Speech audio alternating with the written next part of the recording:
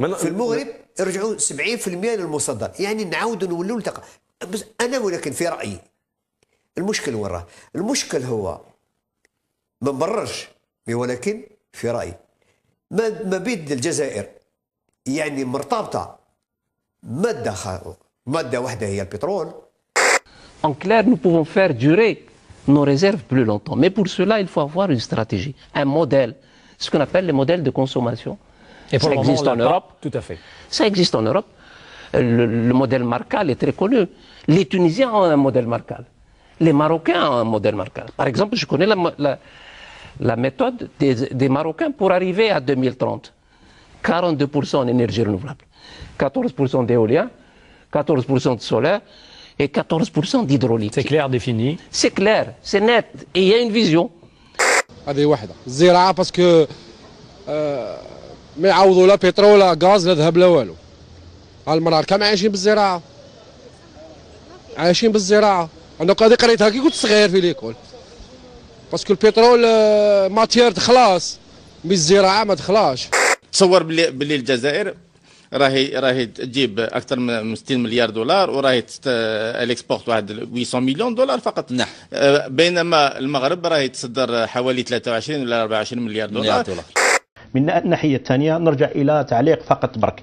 إذا رجعنا إلى المعطيات، المغرب من الناحية الغربية كل منتجات زراعية الآن تجدها في يعني في بريطانيا، في بريطانيا سوبر مارشي، في المتاجر البريطانية تجد منتجات غذائية مغربية. أي بلد يفتخر يكون عنده ملعب بحال هذا الشيء. احنا في الجزائر للأسف مازال ما عندناش على الأقل ملعب واحد بهذا المستوى، ما عندناش. Je dis aujourd'hui, dans notre pays, ceux qui ont des diplômes ne sont pas valorisés sur le marché du travail. Je prends l'exemple de nos deux voisins, à la fois le Maroc et la Tunisie. Un ingénieur, par exemple, au Maroc ou en Tunisie, est payé 2 fois, voire 4 fois plus que le même ingénieur en Algérie. إذا كان المغرب يخطط بأن يكون من بين 20 الوجهة العالمية في آفاق 2020، فهل يمكن للمحترفين الجزائريين الحلم على الأقل من أن تكون الجزائر في الرتبة 100 في هذه الفترة؟ زدنا غير كيهضر على لي بيرو تشونج ولا شو. نعطيك انا مثال، المغرب عندهم اكثر من 750 بيرو تشونج. بون في الشروط راك عارف كي دير ان بيرو تشونج يليقها ميكرو، لالارم، هذيك اللي تفيريفي اللي بي الى اخره. استقبلت الجزائر سنة 2013 2.7 مليون سائح أجنبي حسب منظمة السياحة العالمية التابعة للأمم المتحدة، وهو رقم اعتبرته الهيئة منخفضا جدا مقارنة بحوالي 10 ملايين سائح لدى المغرب الذي حل في المركز الأول إفريقيا. وبالنسبة لتشغيل الناس، هل تعلم بأن المغرب الشقيق يزرع 5 ملايين هكتار سنويا ومساحته أقل من مساحة الجزائر ب6 مرات؟ 7500 دينار إذا كان ردوها بالأورو، يعني ما هي المصاريف اللي قادرة يقوم بها هذا الطالب. ولكن إذا كان نروحوا نلاحظ مثال في يعني 75 أورو، يعني اذا كان من يعني بالحقيقه اذا كان من البنك 70 اورو، يعني اذا كان تهبط، يعني اذا كان تهبط في المطار، من المطار الاخر تحط 40 ولا 50 اورو معناتها خلاص ولا كذا. ولكن شوف مثال اذا كان نروحوا للمغرب، شوف المغرب نفرق، داير مثال للتربص معناتها ستاج واحد في يعني في نونتربريز، اذا كان يدير ستاج ماهوش كيما يعني واحد يروح يقرا. اذا الفلو ستاج يمدوا 25,000 درهم لمده 12 شهر، مع العلم ان فيه يعني حوالي يعني 25,000 درهم، 25,100 اورو.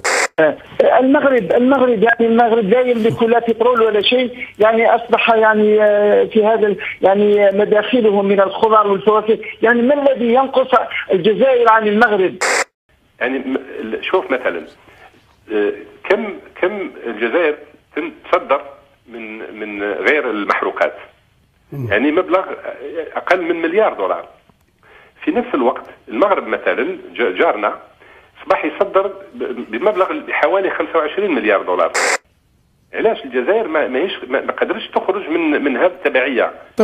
واللافت في موضوع المغرب انه اكبر قطاع الان الذي تجاوز حتى قطاع الفلاحه، اكبر مساهم في الجي دي بي في الناتج الاجمالي للمغرب هو تصدير السيارات. يعني رونو استثمرت، وعكس رونو التي يعني الجزائر الحكومه هي التي كانت سخيه في استثمارها في صناعه السيارات في الجزائر.